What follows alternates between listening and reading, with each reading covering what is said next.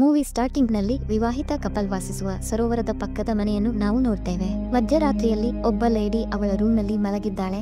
ಆದ್ರೆ ಅವಳ ಹಸ್ಬೆಂಡ್ ಹೊರಗೆ ಆಲ್ಕೋಹಾಲ್ ಯುಕ್ತ ಡ್ರಿಂಕ್ಸ್ ಗಳನ್ನು ಕುಡಿಯುತ್ತಿದ್ದಾನೆ. ಆ ವ್ಯಕ್ತಿ ತುಂಬಾ ಭಯಭೀತರಾಗಿ ಕಾಣುತ್ತಿದ್ರು. ಅವನು ಸ್ವಲ್ಪ ಟೈಮ್ ವರೆಗೆ ಒಂದು ಪೇಂಟಿಂಗ್ ಅನ್ನು ನೋಡುತ್ತಿದ್ದಾನೆ. ನಂತರ ಅವನು ಕೆಲವೊಮ್ಮೆ ಕನ್ನಡಿಯ ಮುಂದೆ ನಿಂತು ಕನ್ನಡಿಯಲ್ಲಿ ಅವನ ಹೆಡ್ ಅನ್ನು ಹೊಡೆಯುತ್ತಾನೆ. ಇದರಿಂದಾಗಿ ಅವರು ಮೂಗೇಟಿಗೊಳಗಾಗಿದ್ದಾರೆ. ಈ ಶಬ್ದಗಳನ್ನು ಕೇಳಿದ ಅವಳ ಹೆಂಡತಿ ಎಚ್ಚರಗೊಂಡಳು. ಅವಳು ಅವನನ್ನು ನೋಡಲು ಕೆಳಗೆ ಬರುತ್ತಾಳೆ. ಹಸ್ಬೆಂಡ್ ನ ಕಂಡೀಷನ್ ಸರಿಯಿಲ್ಲ ಅಂತ ಕಬ್ಬಿಣದ ರಾಡ್ ನಿಂದ ಆಕೆಯನ್ನು ಕೊಂದಿದ್ದಾನೆ. ಅನೇಕ ವರ್ಷಗಳ ನಂತರ ಸಂತೋಷದ ಫ್ಯಾಮಿಲಿಯನ್ನು ಮತ್ತೆ ತೋರಿಸಲಾಗಿದೆ. ಈ ಫ್ಯಾಮಿಲಿಯಲ್ಲಿ ಹಸ್ಬೆಂಡ್ ಪತ್ನಿ ತಮ್ಮ ಸಂತೋಷದ ಜೀವನವನ್ನು ನಡೆಸುತ್ತಿದ್ದಾರೆ. ಪುರುಷನ ಹೆಸರು ಆಡಮ್ ಮತ್ತು ಹುಡುಗಿಯ ಹೆಸರು ಲಿಸಾ. ಆಡಮ್ ನಿಜವಾಗಲೂ ಮ್ಯಾಥ್ ಪ್ರೊಫೆಸರ್. ಒಂದು ಟೈಮ್ಗೆ ಮುಂಚೆ ಯೂನಿವರ್ಸಿಟಿನಿಂದ ಉತ್ತಮ ಸಂಬಳದ ಪ್ಯಾಕೇಜ್ ನೊಂದಿಗೆ ಉತ್ತಮ ಕೆಲಸವನ್ನು ನೀಡಲಾಗುತ್ತದೆ. ಅವರು ಅವನಿಗೆ ಸಂತೋಷ ಪಡುವ ಉತ್ತಮ ನಿವಾಸವನ್ನು ಸಹ ಏರ್ಪಡಿಸುತ್ತಾರೆ. ನಂತರ ಅವರು ಸಿಟಿನಿಂದ ಡೌನ್ ನ ಮನೆಗೆ ಬದಲಾಯಿಸುತ್ತಾರೆ. ಮತ್ತೊಂದೆಡೆ ಲಿಸಾ ನಿರೀಕ್ಷೆಯಲ್ಲಿದ್ದಾಳೆ. ಇದರಿಂದ ಅವರು ತುಂಬಾ ಖುಷಿ ಪಟ್ಟಿದ್ದಾರೆ. ಅವರು ಈ ಸಬ್ಜೆಕ್ಟ್ ಅನ್ನು ತೆಗೆದುಕೊಂಡು ತಮ್ಮ ಚರ್ಚೆಯನ್ನು ಮುಂದುವರಿಸುತ್ತಾರೆ. ಅದು ಗಂಡು ಮಗು ಅಥವಾ ಫಿಮೇಲ್ ಮಗು. ಗಂಡು ಮಗು ಬಂದರೆ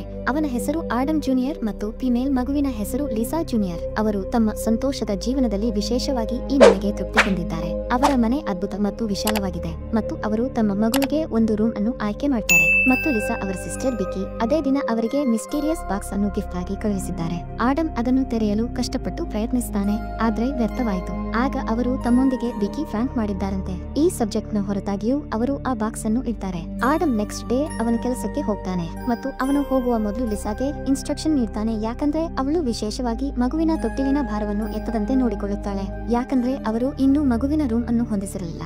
ಅದನ್ನು ಒಟ್ಟಿಗೆ ಅರೇಂಜ್ಮೆಂಟ್ ಮಾಡುವುದಾಗಿಯೂ ಕೇಳ್ತಾನೆ. ಆದ್ರೆ ಆಡಮ್ ಹೊರಡುತ್ತಿದ್ದಂತೆ ಲಿಸಾ ಅವನನ್ನು ತೊಡಗಿಸಿಕೊಂಡಿದ್ದಾಳೆ ಮತ್ತು ಅವಳು ಮಗುವಿನ ತೊಟ್ಟಿಲು ಸೇರಿದಂತೆ ಮಗುವಿನ ರೂಮ್ ಅನ್ನು ಸಾಕಷ್ಟು ಹೊಂದಿಸ್ತಾಳೆ. ಯಾಕಂದ್ರೆ ಅವಳು ಆ ಮಗುವಿನ ತೊಟ್ಟಿಲನ್ನು ತನ್ನೊಂದಿಗೆ ಹೊತ್ತುಕೊಂಡು ಹೋಗುತ್ತಿರಲಿಲ್ಲ.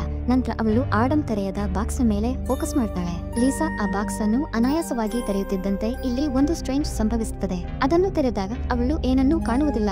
ನಂತರ ಅವಳು ಆ ಬಾಕ್ಸ್ ಅನ್ನು ಇಟ್ಟುಕೊಂಡು ನಡೆಯಲು ಹೋಗ್ತಾಳೆ. ನಂತರ ಅವಳು ಅಳುವ ಲೇಡಿಯನ್ನು ಫೇಸ್ ಮಾಡ್ತಾಳೆ. ಅವರ ದೇಹವು ಬ್ಲಡ್ ನ ಕಲೆಯಾಗಿದೆ. ನಾನು ನನ್ನ ಮಗುವನ್ನು ಕಳೆದುಕೊಂಡೆ ಅಂತ ಅವಳು ಒಂದು ಮಾತನ್ನು ಪುನರಾವರ್ತಿಸುತ್ತಿದ್ದಾಳೆ. ಅವಳ ಕಂಡೀಷನ್ ಅನ್ನು ಗಮನಿಸಿದ ಲಿಸಾ ಅವಳಿಗೆ ಹೆಲ್ಪ್ ಮಾಡಲು ಬಯಸಿದಳು. ಆದ್ರೆ ಅವಳು ಲಿಸಾಳನ್ನು ನೋಡಿ ಸ್ಟ್ರೇಂಜ್ ಆಗಿ ಹೇಳ್ತಾರೆ. ಆಕೆ ಹೇಳ್ತಾರೆ, ನಿಮ್ಮ ಹೊಟ್ಟೆಯಲ್ಲಿರುವ ಮಗು ನಿಮ್ಮದಾಗುವುದಿಲ್ಲ.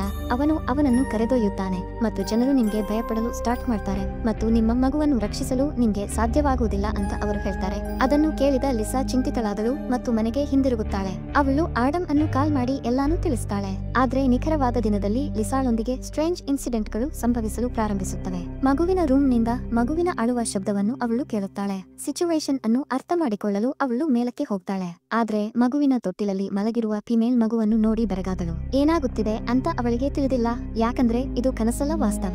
ಮಗುವನ್ನು ಅವಳ ಮಡಿಲಲ್ಲಿ ತೆಗೆದುಕೊಳ್ಳುತ್ತಿದ್ದಂತೆ ಮಗುವಿನ ಫೇಸ್ ಸಡನ್ಲಿ ಬದಲಾಗಿದೆ. ಅದರ ನಂತರ ಲಿಸಾ ಅವಳ ಪ್ರಜ್ಞೆಯನ್ನು ಕಳೆದುಕೊಳ್ಳುತ್ತಾಳೆ. ನಂತರ ಆಡಮ್ ಇಂಜರ್ಡ್ ಗೊಂಡ ಲಿಸಾಳನ್ನು ನೋಡ್ತಾನೆ. ಅವನು ಸಂಜೆಯ ಟೈಮ್ನಲ್ಲಿ ಮನೆಗೆ ಹಿಂತಿರುಗುತ್ತಾನೆ ಮತ್ತು ಅವಳ ಬ್ಲಡ್ ತುಂಬಾ ವ್ಯರ್ಥವಾಯಿತು. ಅವನು ಅವಳನ್ನು ತಕ್ಷಣವೇ ಹಾಸ್ಪಿಟಲ್ಗೆ ಕರೆದೊಯ್ಯುತ್ತಾನೆ. ಇದರಿಂದಾಗಿ ಅವಳು ಬದುಕುಳಿದಳು. ಆದ್ರೆ ಅವಳ ಮಗು ಇನ್ನಿಲ್ಲ. ಮತ್ತು ತುಂಬಾ ವಿಷಾದದ ಸಂಗತಿಯೆಂದರೆ ಡಾಕ್ಟರು ನ್ಯೂಸ್ ಅನ್ನು ನೋಡಿದಾಗ ಲಿಸಾ ಈಗ ಮಗುವನ್ನು ಬೆಳೆಸಲು ಸಾಧ್ಯವಾಗುವುದಿಲ್ಲ ಮತ್ತು ಭಾರೀ ತೂಕವನ್ನು ಎತ್ತುವ ರೀಸನ್ ದಿಂದಾಗಿ ಇದು ಸಂಭವಿಸಿದೆ. ಮಗುವಿನ ತೊಟ್ಟಿಲಿನಿಂದ ಇದು ಸಂಭವಿಸಿದೆ ಅಂತ ಆಡಮ್ ಯೋಚಿಸ್ತಾನೆ. ಅವನ ನಿಷೇಧದ ಹೊರತಾಗಿಯೂ ಲಿಸಾ ಅವನನ್ನು ಅನುಸರಿಸಲಿಲ್ಲ. ಅದನ್ನು ಕೇಳಿ ಲಿಸಾಳ ಸಿಸ್ಟರ್ ಬಿಕಿ ಕೂಡ ಅವರ ಮನೆಗೆ ಬರುತ್ತಾಳೆ ಮತ್ತು ಅವಳು ಕೆಲವು ದಿನಗಳವರೆಗೆ ಲಿಸಾಳೊಂದಿಗೆ ಇರಲು ಡಿಸೈಡ್ ಮಾಡ್ತಾಳೆ.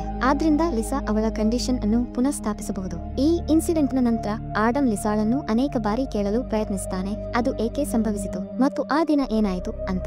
ಅವಳು ನಿಜವಾಗ್ಲೂ ಭಾರವಾದ ತೂಕವನ್ನು ಎತ್ತುತ್ತಿದ್ದಾಳೆ. ಅದರ ಮೇಲೆ ಲಿಸಾ ಆ ಕಾಡಿನ ಸ್ಟೋರಿನ ಬಗ್ಗೆ ಸತ್ಯ ಮಾತನಾಡ್ತಾಳೆ. ಬೆಸಲೇಡಿ ಅಳುವ ಶಬ್ದಗಳು ಮತ್ತು ಆ ರೂಮ್ ನಲ್ಲಿ ಆ ಚಿಕ್ಕ ಫಿಮೇಲ್ ಮಗುವಿನ ಉಪಸ್ಥಿತಿ ಮತ್ತು ಮಗುವನ್ನು ಎತ್ತುತ್ತಿದ್ದಂತೆ ಅವಳು ಎಲ್ಲಾನು ಮರೆತು ಬಿಟ್ಟಳು. ಯಾಕಂದ್ರೆ ಆ ವೇಳೆಗೆ ಆಕೆ ಪ್ರಜ್ಞೆ ಕಳೆದುಕೊಂಡಿದ್ದಳು. ಅವರಲ್ಲಿ ಏನೋ ಸ್ಟ್ರೇಂಜ್ ನಡೆಯುತ್ತಿದೆ ಎಂಬುದು ಒಂದು ಸಬ್ಜೆಕ್ಟ್ ಸ್ಪಷ್ಟವಾಯಿತು ಮತ್ತು ಅನಾಯಾಸವಾಗಿ ತೆರೆಯುತ್ತಿದ್ದ ಆ ಮಿಸ್ಟೀರಿಯಸ್ ಬಾಕ್ಸ್ ಅನ್ನು ಆಡಮ್ ಸಹ ನೋಡ್ತಾನೆ.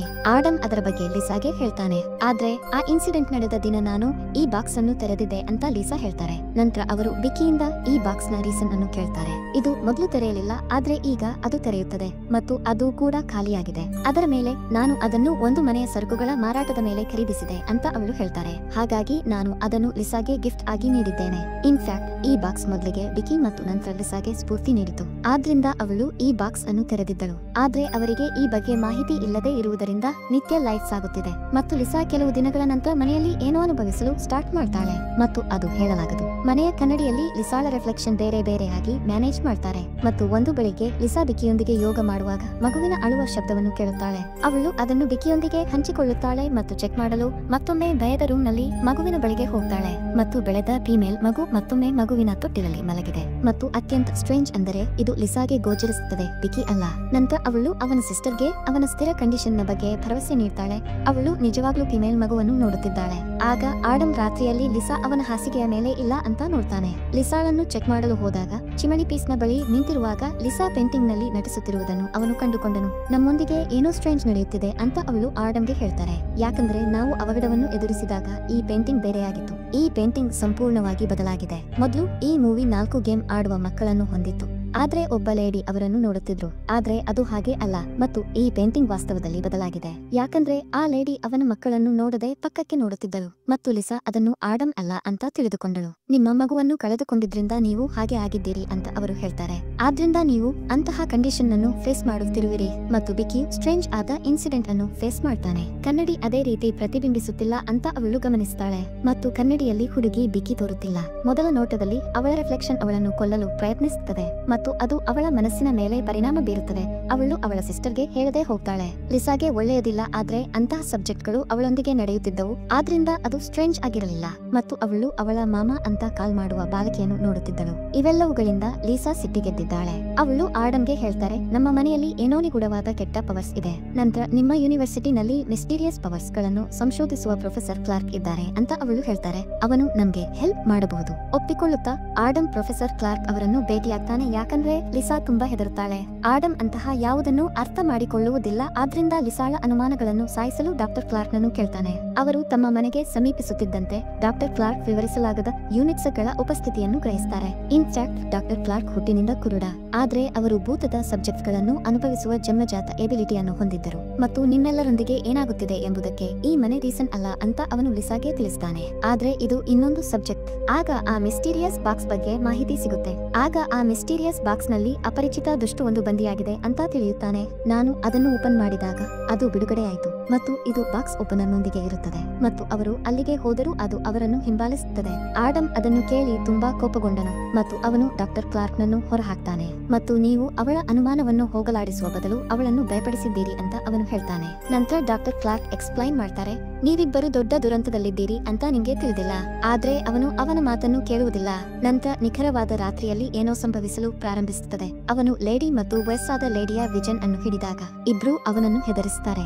ಎಲ್ಲಾನು ನಂಬಿದ ಅವನು ಮತ್ತೆ ಅವನ ಮನೆಗೆ ಡಾಕ್ಟರ್ ಕ್ಲಾರ್ಕ್ ನನ್ನು ಕಾಲ್ ಮಾಡ್ತಾನೆ. ನಂತರ ಡಾಕ್ಟರ್ ಕ್ಲಾರ್ಕ್ ಅವರಿಗೆ ಹೆಲ್ಪ್ ಮಾಡಲು ಪ್ರಯತ್ನಿಸುತ್ತಾನೆ. ಈ ಭೂತದ ಇನ್ಸಿಡೆಂಟ್ ಗಳು ಈ ಮನೆಯಿಂದಲ್ಲ ಅಂತ ಅವರು ತಮ್ಮ ರಿಸರ್ಚ್ ನ ಮೂಲಕ ತಿಳಿದಿದ್ದಾರೆ ಮತ್ತು ಈ ಇನ್ಸಿಡೆಂಟ್ ಗಳಿಗೆ ರೀಸನ್ ಆ ಬಾಕ್ಸ್. ಯಾಕಂದ್ರೆ ಅಜ್ಞಾತ ದುಷ್ಟ ಡಿಮನ್ನು ಈ ಜಗತ್ತಿನಲ್ಲಿ ಅವನದೇ ಆದ ಅಸ್ತಿತ್ವವಿಲ್ಲದೆ ದೀರ್ಘಕಾಲ ವಾಸಿಸುತ್ತಿದ್ದನು ಮತ್ತು ಅದರ ಹಂಟ್ಗಳು ಹುಟ್ಟಲಿರುವ ಶಿಶುಗಳು ಪ್ರಪಂಚಕ್ಕೆ ಬಂದು ಮೊದಲು ಅದು ಮಗುವನ್ನು ಕೊಲ್ಲುತ್ತದೆ ಎಂದರ್ಥ.